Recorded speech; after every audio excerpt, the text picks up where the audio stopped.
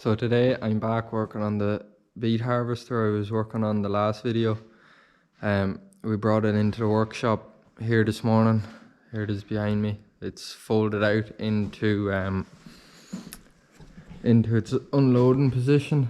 So that's how it works in the field. So we brought it in this morning into the workshop to do a few adjustments on that bit of welding, and then we seen a few more jobs that had to be done on it. So there's the carousel and the bars in on the carousel, so you can see there's new bolts in some of them.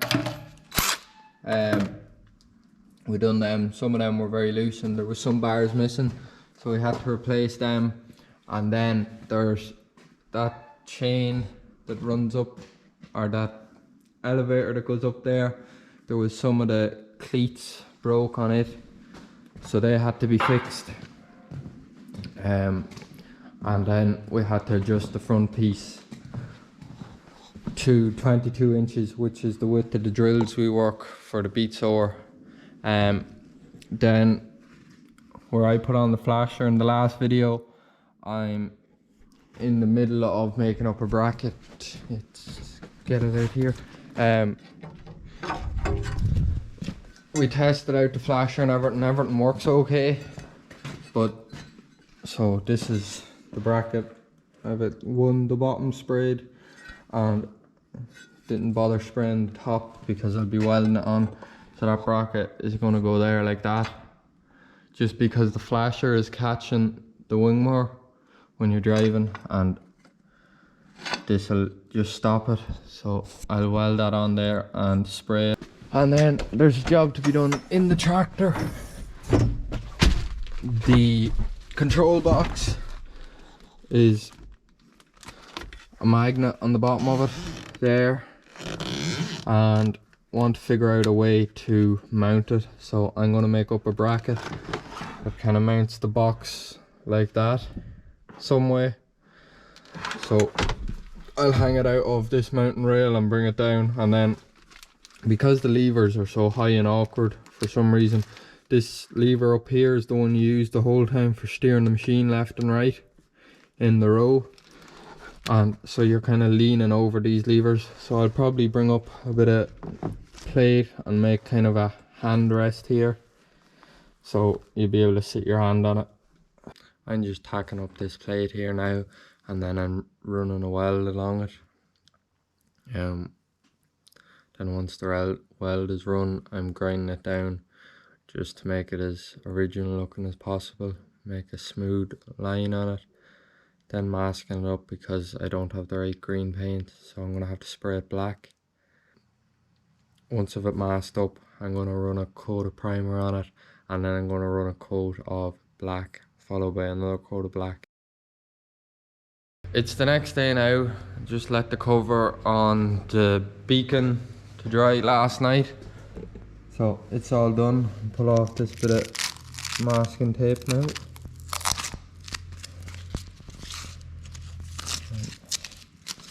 I'm going to get green and do that line down there. I'm going to get the right green and spray it properly so it looks better, but it doesn't look too bad at the same time.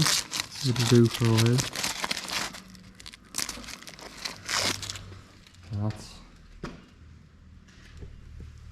what it looks like. I'm just after getting a call that there's one of the customers are looking a load of beet, so I'm going to get the tractor and load that load of beet and go with it. I'm going to bring the 150M with me and the Smith trailer, just because, well, we always bring the Smith for, oh dear, that's not good. Right, I'm gonna have to jump start the 150M and bring it with me. Everything else is on something.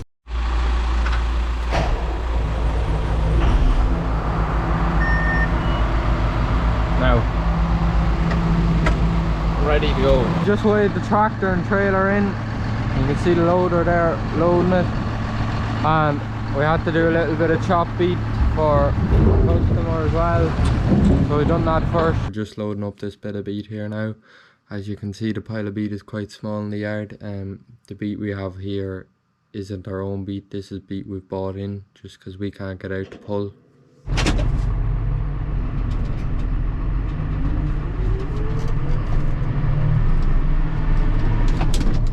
So I've just weighed out, and not a massive load. There's about 17 ton on the trailer,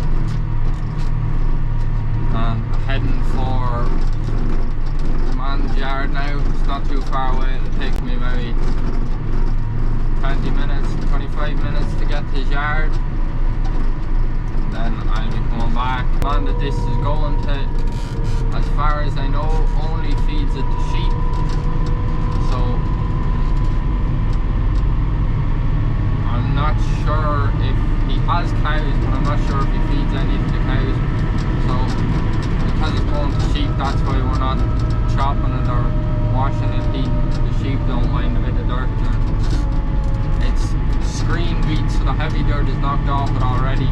So it's cleaning up, but for sheep it doesn't just have to be as clean as it does have to be for cows. In the man's yard, and I'm up beside where we have to pull our beet, or the land that we have the beet in. I'm up beside it, and you can just see the water sitting out in the fields.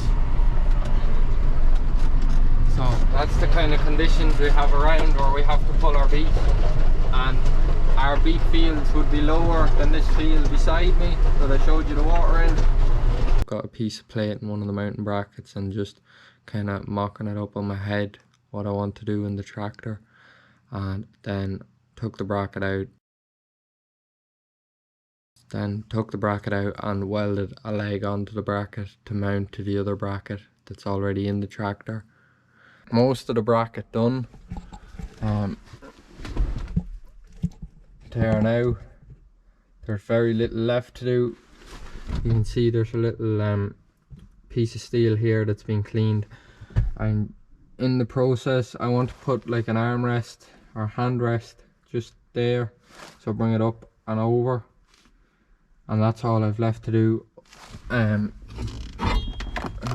That's the way the bracket is. There's a magnet in the bottom of this, it just sticks to that. I want to cut these edges off, make it more round, and then I'll paint it all up. So I just want to make this armrest, and then I'll paint it up and put it on. I'm just measuring out what I need for the armrest or the handrest, marking it out in chalk, and then making sure I cut out the right piece. So cut it out and then bend it to the angle I want it. Once of it bend, I grind off. There's old welds. This is an old bracket off a guard I made for one of the old beet harvesters, so we didn't use it, and I'm just cutting it up to get it reused. So then I welded up them few welds just to fill in any holes, ground it down and cleaned it all, the rust off, and cleaned any sharp edges off. Then just preparing to weld it on to the bracket, tacked it up first and brought it to the tractor to make. Just after test fitting the bracket in the tractor, and I'm fairly happy with the way it fits and where the armrest and everything is on it. It's where I'd want it if I was using the machine. So I'm just going to weld it up, clean it, and then give it a few coats of spray paint. I'm just running the final welds on the bracket just to make it all secure, and then clean it all down, making sure it's all clean for paint, making sure there's no sharp edges. And I wanted to cut a few pieces off just to make it more to the shape it needs to be, more than anything, just to make it look nicer, make sure there's no sharp edges or anything on it. I've the bracket all cleaned up now. I made a few cuts on it. I got more smooth and rounded, no sharp edges on it. So I'll give it a coat of primer, and then I'll spray it back, maybe 1 or 2 coats of black paint, and then I'm going to see if there's any rubber just to put around this edge where your hand would be, just to make it a bit more comfy. I'm just heating the steel here with a little handheld blowtorch, just so the paint dries faster. Giving it one coat of primer and then heating it again to help the paint dry, then a coat of black paint. I have the bracket completely finished now. The paint's all dry. I just put them rubber strips around the armrest or the handrest.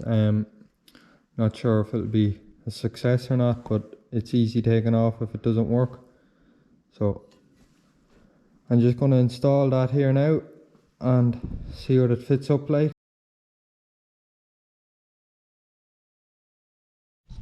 So I have the bracket for the control box all mounted up now.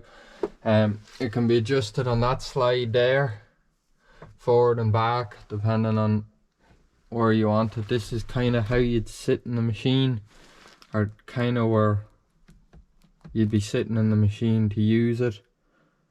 So I'm just going to leave it there, and then it can be adjusted on a slide. I drilled 2 holes in this bracket and it can be adjusted in a slide up and down back here. So there's a lot of adjustments that can be done, but I think it's set up the way that I'd find it comfortable, and it's easy use. The steering, this is for the steering, left and right, which is the lever you use most, which is kind of a bad design because I would think it should be here, but all the levers can be used and it's comfortable and easy to use. So yeah, that's it for this video, I would say. Thanks for watching, and please like and share the video. And there's a bit more work to be done on this harvester. There's knives to be put in the front of it. It'll be only a short video, but sure, let me know if you'd like to see that.